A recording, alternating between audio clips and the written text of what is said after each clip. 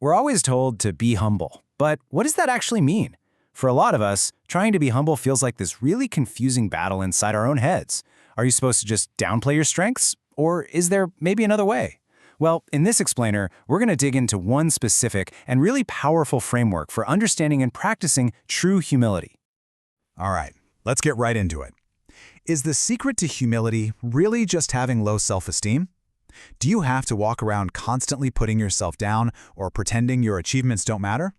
It's a pretty common way to think about it, but according to the source material we're looking at, that approach totally misses the mark. Well, this framework says there's a totally different path, and it's not about crushing your own self-worth. It's about making a fundamental shift in your focus away from yourself. So let's actually break down how that works, and we're going to start with the one thing humility is supposed to fight.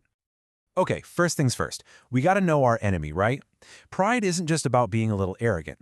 The source describes it as a hidden enemy, something that can grow in our minds a lot of times without us even realizing it. And it has a very, very specific definition. And this is where the definition gets really interesting. Pride isn't just thinking you're good at something. The key ingredient here, the thing that makes it so toxic, is that it causes you to look down on other people and treat them with contempt. That part right there, the comparison and the condescension, that's the real poison. And that leads to a really, really important point. The battle against pride is not a war on your confidence. They are two fundamentally different things, and our source material makes this distinction crystal clear. Okay, and this slide just lays it out perfectly. Pride looks at what you have, your talents or successes, and concludes, I'm better than other people. But the source here contrasts that with something it calls godly confidence, which is all about gratitude. It looks at the very same strengths and says, wow, I'm so thankful for this gift. The focus completely shifts from your own superiority to the source of your abilities. All right, so we've identified the enemy. We know what the goal is. Now what? How do we actually do this? Well, the source lays out a really practical 3-step guide to help us cultivate this kind of humility. You see the pattern, right? All 3 of these steps are about changing your perspective. It's like putting on a whole new pair of glasses and seeing yourself, other people, and your purpose through a totally different lens. So let's break down each one.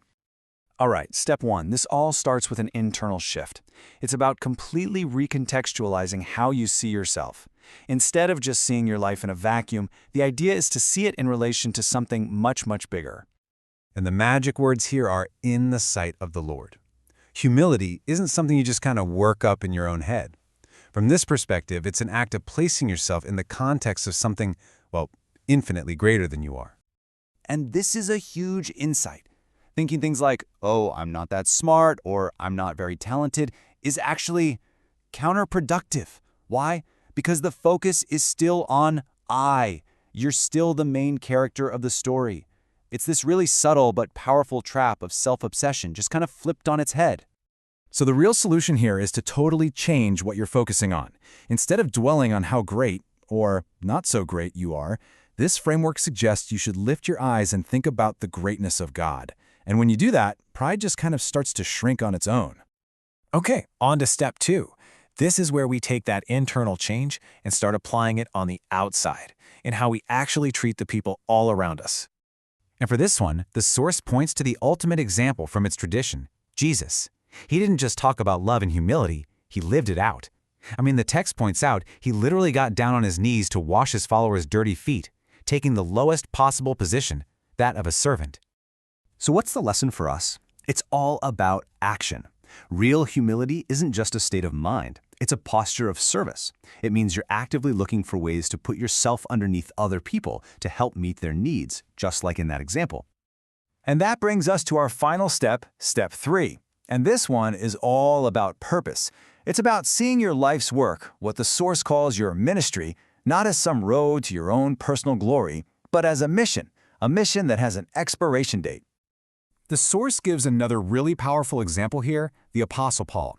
Right before he died, he wasn't looking back on his own fame or accomplishments. He saw his whole life as a mission he was given, a race he had to finish for a cause that was way, way bigger than himself. And just look at what the source says he went through for this mission. Beatings, shipwrecks, constant danger. I mean, you have to ask, why would anyone put themselves through all of that? Because someone who's driven by pride, well, they're all about protecting themselves. Paul was driven by a mission, And that made him forget himself. And that's really the heart of it.